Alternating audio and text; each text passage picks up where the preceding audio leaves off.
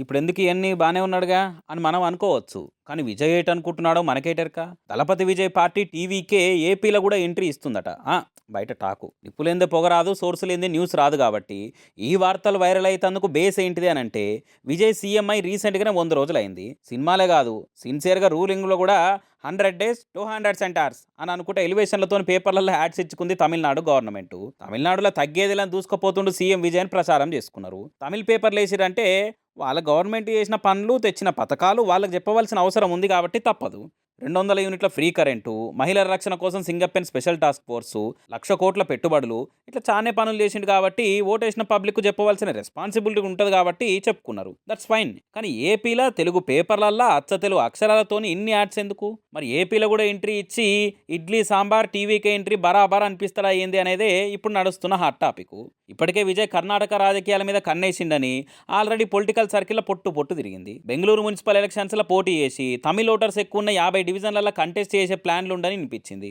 బెంగళూరులో కమ్సే కమ్ 20 నుంచి 22 లక్షల దాకా తమిళ పబ్లిక్ ఉంటారు.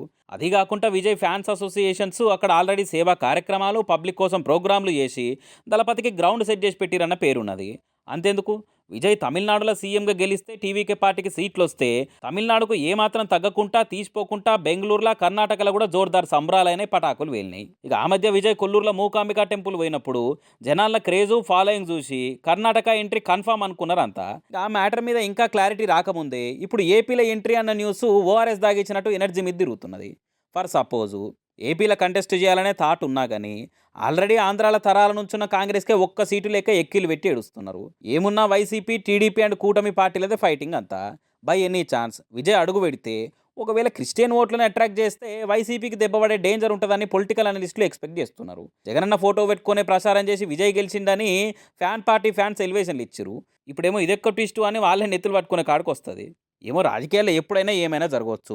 గుర్రం ఎగరావచ్చు, త్రిష మంత్రి కూడా కావచ్చు. కాబట్టి టీవీకే ఏపీల పోటీకి ఓకే అంటదా అనేదానికి ఎందుకు, అసలు విజయ్ పాలన ఓవరాల్గా ఏంది అనేది 100 రోజుల్లో మనమే కాదు సొంత రాష్ట్రం తమిళనాడు పబ్లిక్ కూడా ఏం చెప్పలేరు. సో ఆ టైం వచ్చినప్పుడు పిలిచి సరే సొంటి ముచ్చట్లు మస్తు ముంగటేసుకుందాం. మీరైతే మన ఛానల్ సబ్స్క్రైబ్ చేయరి, వీడియోని లైక్ చేయరి, షేర్ చేయరి.